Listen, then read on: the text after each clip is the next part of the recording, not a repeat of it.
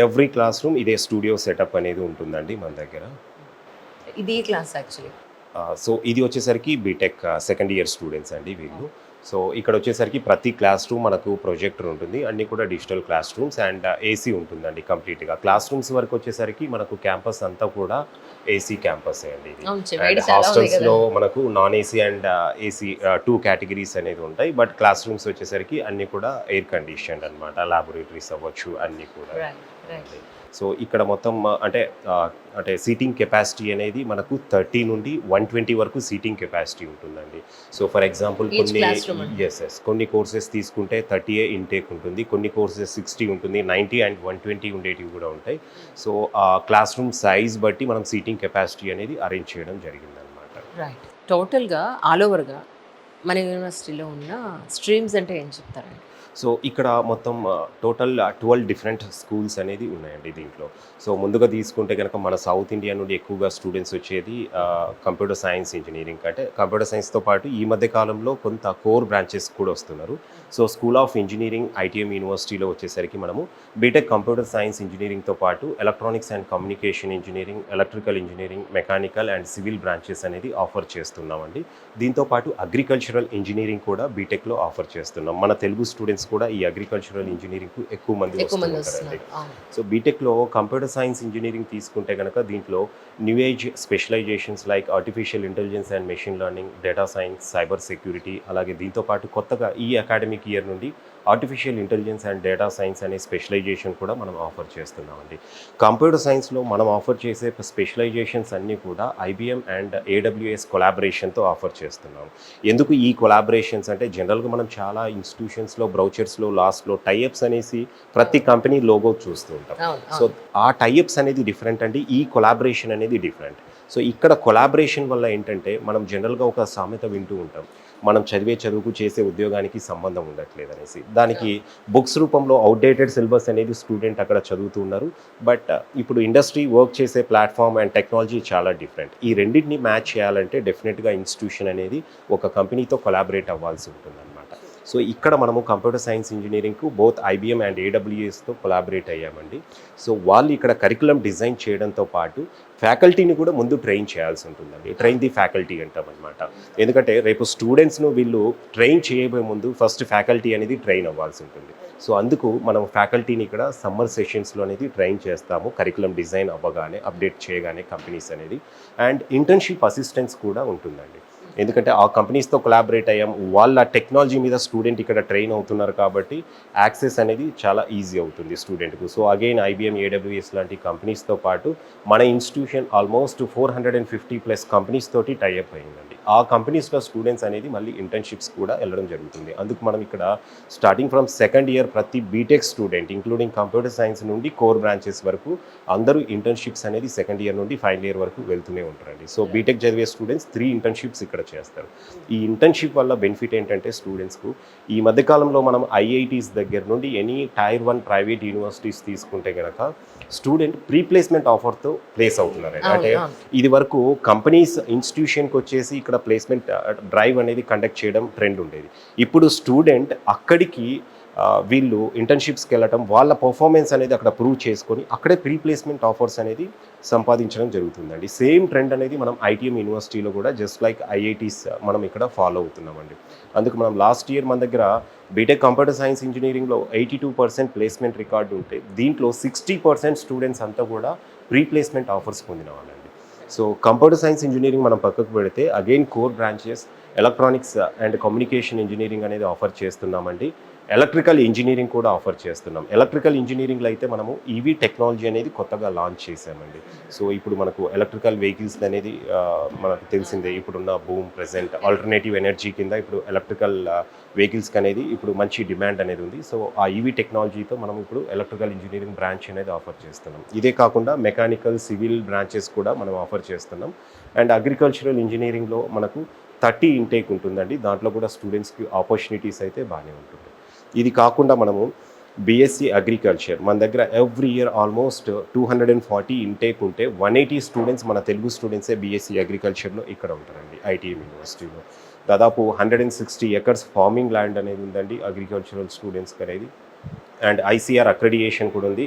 అగ్రికల్చర్లో మనము బీఎస్సీతో పాటు యూజీ లెవెల్లో బీఎస్సీ ఆఫర్ చేస్తున్నాం. ఎంఎస్సీలో కూడా different specialisations like agronomy, soil science, genetics and plant breeding, extension అవ్వచ్చు, ఇలా ఆల్మోస్ట్ 8 స్పెషలైజేషన్స్ అనేది ఎంఎస్సీలో ఆఫర్ చేస్తున్నాం. అండ్ పిహెచ్డీలో కూడా రీసెర్చ్ ఓరియంటెడ్గా కూడా మనకు R&D సెంటర్ కూడా ఉందండి అగ్రికల్చర్ కావాల్సింది.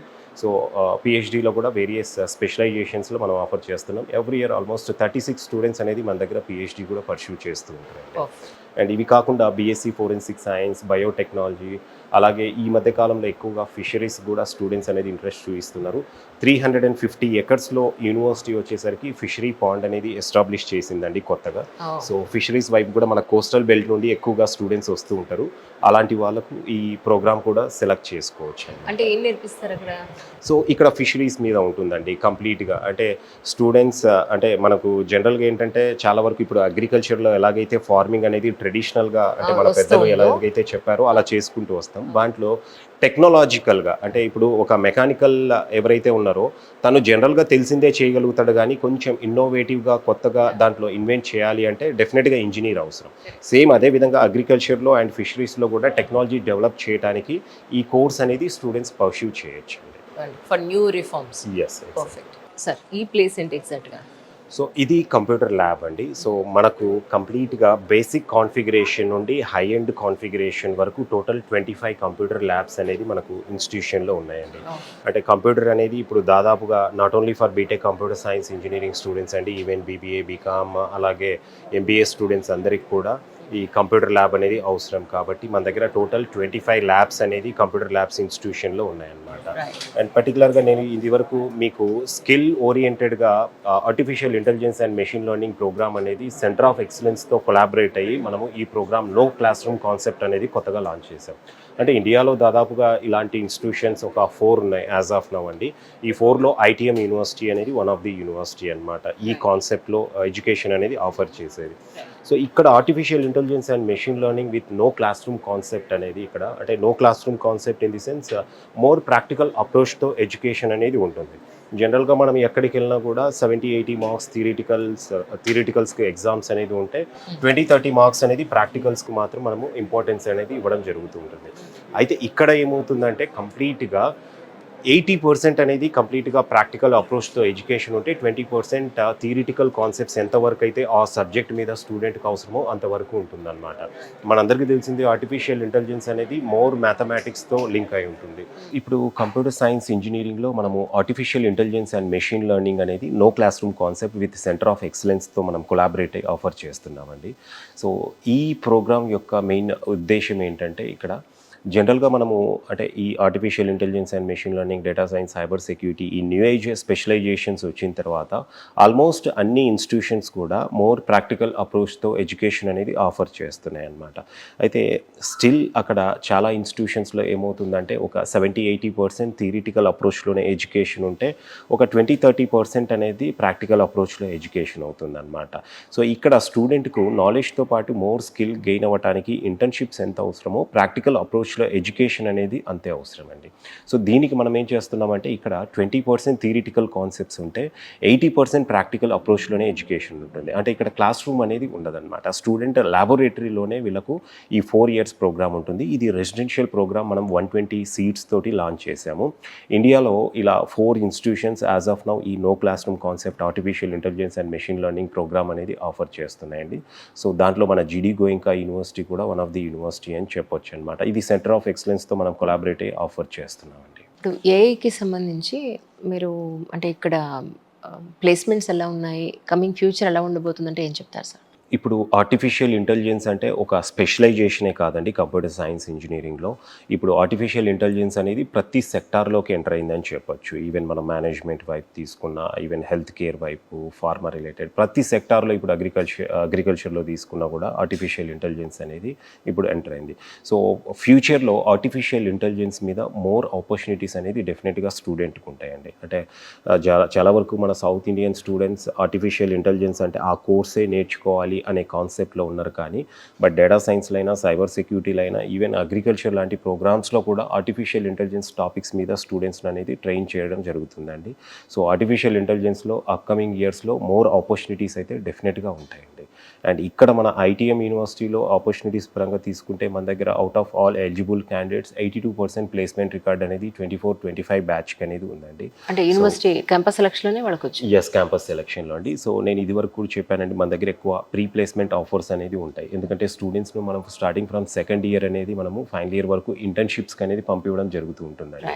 సో అక్కడ ఇంటర్న్షిప్స్లో స్టూడెంట్స్ అక్కడ వాళ్ళ టాలెంట్ అనేది ప్రూవ్ చేసుకొని అదే కంపెనీస్లో మళ్ళీ ప్లేస్మెంట్ ఆపర్చునిటీ అనేది తీసుకోవడం అనేది జరుగుతూ ఉంటుందండి. అట్లా దాదాపు 60% పైగానే స్టూడెంట్స్ లాస్ట్ అకాడమిక్ ఇయర్లో పీపీఓస్తో సెలెక్ట్ అయ్యారు.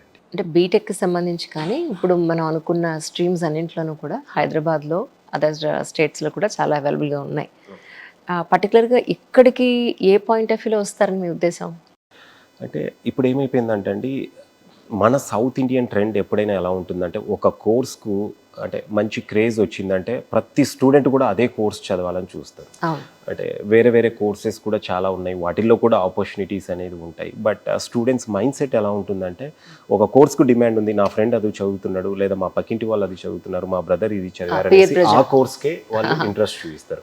సో కంప్యూటర్ సైన్స్ కూడా మనం లాస్ట్ 20-25 ఇయర్స్ నుండి చూసుకుంటే కనుక ఒక 3-4 ఇయర్స్ మంచి డిమాండ్ అనేది ఉంటుందండి ఆ ప్రోగ్రామ్కు. అంటే బయట జాబ్ మార్కెట్ కూడా అలా ఉండటం, మంచి ఫ్యాన్సీ ప్యాకేజ్ స్టూడెంట్కి రావటం, అండ్ సాఫ్ట్వేర్ ఇంజనీర్ అంటేనే బయట సొసైటీలో ఆఫ్టర్ డాక్టర్ తర్వాత మంచి రెప్యుటేషన్ అనేది దానికి ఉంది.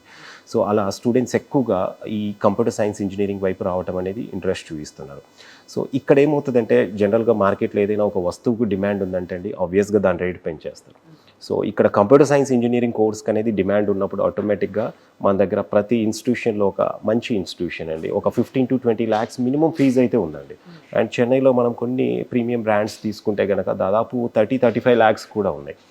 సో అంత బడ్జెట్ అఫోర్డ్ చేయలేని వాళ్ళు డెఫినెట్గా కొంత అంటే మిడిల్ క్లాస్ పీపుల్ వీళ్ళు కూడా ఒక నామినల్ కాస్ట్లో ఫెసిలిటీస్ కొంచెం అంటే నార్మల్గా ఉన్న మంచి అకాడమిక్ లైన్లో మంచి ఎడ్యుకేషన్ ఆఫర్ చేసి ప్లేస్మెంట్స్ ఉన్న ఇన్స్టిట్యూషన్స్కి అనేది డెఫినెట్గా సెర్చ్ చేస్తూ ఉంటారు. అందుకే ఈ మధ్య కాలంలో సౌత్తో కంపేర్ చేసుకుంటే కనుక స్టూడెంట్స్ ఎక్కువగా నార్త్ ఇండియాలో ఉన్న యూనివర్సిటీస్కి అనేది వస్తున్నారు. దీనికి మెయిన్ 2 reasons అండి. ఒకటి ఫీ అఫోర్డబిలిటీ, అండ్ రెండవది స్టూడెంట్స్ నార్త్ ఇండియా రావడం వల్ల కమ్యూనికేషన్ స్కిల్స్ అనేది గెయిన్ చేసుకోవచ్చు, మోర్ బ్రాడ్ ఎక్స్పోజర్ అనేది స్టూడెంట్కి దొరుకుతుంది. ఎందుకంటే డిఫరెంట్ స్టేట్స్ నుండి నార్త్ ఇండియాలో స్టూడెంట్స్ ఉంటారండి. మనం సౌత్లో తీసుకుంటే చెన్నై వైపు అయినా, బెంగళూరు అయినా కంప్లీట్ మన సౌత్ ఇండియన్సే ఉంటారు. ఆంధ్ర, తెలంగాణ, కర్ణాటక, కేరళ ఈ స్టేట్స్ నుండే మనకు స్టూడెంట్స్ ఎక్కువగా కనపడతారు, 99% అండి. నార్త్ ఇండియన్స్ మొత్తం కూడా ఏమవుతుందంటే ఎక్కువగా ఢిల్లీ సరౌండింగ్స్లో ఉన్న ఇన్స్టిట్యూషన్స్లోనే ఎక్కువ జాయిన్ అవ్వడానికి ఇంట్రెస్ట్ చూపిస్తారు. అండ్ ఈవెన్ సౌత్ వాళ్ళు కూడా వస్తున్నారు. సో ఇక్కడ ఏమవుతుందంటే మనకి ఇన్స్టిట్యూషన్లో మనం నార్త్ ఈస్ట్ అస్సాం, మేఘాలయ, మణిపూర్ ఇలాంటి స్టేట్స్తో పాటు జమ్మూ కాశ్మీర్, ఉత్తరాఖండ్, అక్కడ నుండి ఈవెన్ సెంట్రల్ ఇండియా నుండి, సౌత్ నుండి ప్రతి స్టేట్ నుండి స్టూడెంట్స్ ఉంటారు. అంతేకాకుండా ఇక్కడ మనకు 35+ కంట్రీస్ నుండి స్టూడెంట్స్ మనకు ఐటీఎం యూనివర్సిటీలో చదువుతున్నారండి. సో ఇక్కడ డైవర్సిఫికేషన్ ఉంది కాబట్టి స్టూడెంట్ డైవర్సిఫికేషన్ అనేది స్టూడెంట్ మోర్ నెట్వర్క్ అనేది మంచి నెట్వర్క్ అనేది బిల్డ్ చేసుకోవచ్చు. అండ్ వాళ్ళకు ఒక బ్రాడ్ ఎక్స్పోజర్ అయితే వస్తుంది. అండ్ డిఫరెంట్ పీపుల్తో ఇంటరాక్ట్ అయ్యి ఇక్కడ కమ్యూనికేషన్ స్కిల్స్ అనేది కూడా డెవలప్ చేసుకోవచ్చు అండి. ఎందుకంటే ఫర్దర్గా మన దగ్గర ఎంత స్కిల్ ఉన్నా కూడా మనం దాన్ని షో ఆఫ్ చేయాలంటే మన కమ్యూనికేషన్ లాంగ్వేజ్ ప్రొఫిషియన్సీ అనేది చాలా ఇంపార్టెంట్ అండి. సో ఆ లాంగ్వేజ్ ప్రొఫిషియన్సీ అనేది కూడా స్టూడెంట్ బయటికి రావడం వల్ల డెఫినెట్గా బిల్డ్ చేసుకోవచ్చు అండి. అంటే ఇక్కడ జాయిన్ అయిన పేరెంట్స్, హాస్టల్ ఫెసిలిటీ యూజ్ చేసే పేరెంట్స్ ఎవరైనా ఎప్పుడు వచ్చి చూసుకునే అవకాశం ఉంటుంది? దానికైనా పర్టికులర్ ఒక 1 yearలో ఇన్నిసార్లు అలౌ చేస్తా ఇలాంటివి ఏమైనా ఉందండి? అలా ఏముండదండి. జనరల్గా పేరెంట్స్ ఏంటంటే ఇప్పుడు మనము తెలుగు స్టేట్స్ నుండి ఇక్కడికి తీసుకుంటే ఇంచుమించు ఒక 15-20 hours జర్నీ ఉందండి. సో చాలామంది తెలుగు స్టూడెంట్స్ ఉన్నారండి ఇక్కడ. డిఫరెంట్ వేరియస్ ప్రోగ్రామ్స్లో బీబీఏ దగ్గర నుండి BSc agriculture, forensic science, BTech కోర్సెస్లో ఇంచుమించు 1000+ స్టూడెంట్స్ అనేది మనకు ఇక్కడ Telugu students already education pursue చేస్తున్నారు. అండ్ ప్రతి ఇయర్ ఎంత లేదన్నా ఒక 500-600 members తెలుగు స్టూడెంట్స్ ఇక్కడికి వస్తూ ఉంటారు అనమాట. ఫర్ ఎగ్జాంపుల్ మనము ఒక విజయవాడ లాంటి లొకేషన్ విషయం తీసుకుంటే, సో దాదాపుగా విజయవాడ వెళ్ళే ట్రైన్కు ఆ రూట్లో ఉన్న ప్రతి స్టూడెంట్స్ ఆల్మోస్ట్ ఇంచుమించు ఒక 80-100 మెంబర్స్ ఒకే ట్రైన్లో వెళ్తారు. సో అంతమంది కలిసి వెళ్తున్నప్పుడు పేరెంట్ కూడా వచ్చి ప్రతిసారి స్టూడెంట్ను పికప్ చేసుకోవాలి, డ్రాప్ చేయాలనే కాన్సెప్ట్ ఉండదు. సో అక్కడ పేరెంట్స్ ఆ విషయంలో ఎక్కడ వరీ అవ్వాల్సిన అవసరం లేదండి. అంటే జనరల్గా అడ్మిషన్ తీసుకునేటప్పుడు కూడా పేరెంట్స్ ఆ కన్సర్న్ అనేది ఉంటుంది ప్రతిసారి ఎవరున్నారు ఇక్కడ కదా అనేసి. బట్ ఒక్కసారి వన్స్ జాయిన్ చేయించాక నెక్స్ట్ టైం నుండి స్టూడెంట్సే ఓన్గా అందరు గ్రూప్గా వెళ్తారండి, మళ్ళీ గ్రూప్గా వస్తూ ఉంటారు. ఏ పేరెంట్ కూడా 4 ఇయర్స్లో హార్డ్లీ ఒక 1%, 2% పేరెంట్స్ మాత్రమే ఈ 4 ఇయర్స్లో మళ్ళీ మధ్యలో 1 or 2 times వస్తారు. Right. Summer holidays point of వ్యూలో ఎప్పటి నుంచి ఎప్పటి వరకు హాలిడేస్ ఉన్నాయి సార్ వీటికి? సో ఇక్కడ మనకు 2 వెకేషన్స్ అనేది ఉంటాయండి స్టూడెంట్కు. సో ఫస్ట్ వన్ వచ్చేసరికి ఫస్ట్ సెమిస్టర్ అనేది మోస్ట్ ప్రాబబ్లీ December 2022 అనేది ఎండ్ అవుతుందండి. అగైన్ January 5th వరకు మళ్ళీ హాలిడేస్ అనేది ఉంటాయి స్టూడెంట్స్కి. అంటే అది ఒక షార్ట్ బ్రేక్ ఉంటుందండి, అక్కడ 10 days or 12 days అనేది గ్యాప్ ఉంటుంది స్టూడెంట్కి. అగైన్ సమ్మర్ వచ్చేసరికి 2 months ఇక్కడ హాలిడేస్ ఉంటాయండి. Most probably by May 20, May 25 అనేది సెకండ్ సెమిస్టర్ అనేది ఎండ్ అయిపోతుంది. అండ్ June, July కంప్లీట్గా స్టూడెంట్కి అనేది హాలిడేస్ ఉంటాయండి. సో మళ్ళీ వాళ్ళకు న్యూ సెషన్ అనేది most probably July ending or first week of ఆగస్ట్లో స్టార్ట్ అవుతుంది అనమాట.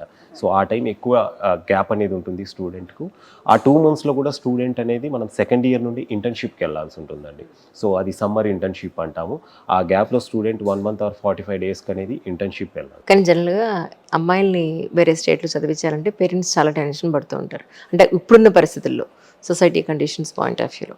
సో అమ్మాయిలకి ఇక్కడ సేఫ్టీ పాయింట్ ఆఫ్ వ్యూలో ఎలా ఉంది అంటే ఏం చెప్తారు? జనరేషన్ అనేది కంప్లీట్గా చేంజ్ అయిపోయిందండి. సో ఇక్కడ ఏ ఇన్స్టిట్యూషన్కి వెళ్ళినా, నేను అది ITM యూనివర్సిటీ గురించి చెప్పట్లేదండి, ఏ ఇన్స్టిట్యూషన్కి వెళ్ళినా కూడా సేఫ్టీ పరంగా డెఫినెట్గా వాళ్ళు చాలా కేరింగ్ అనేది తీసుకుంటారు. అండ్ పర్టికులర్గా గర్ల్స్ విషయంలో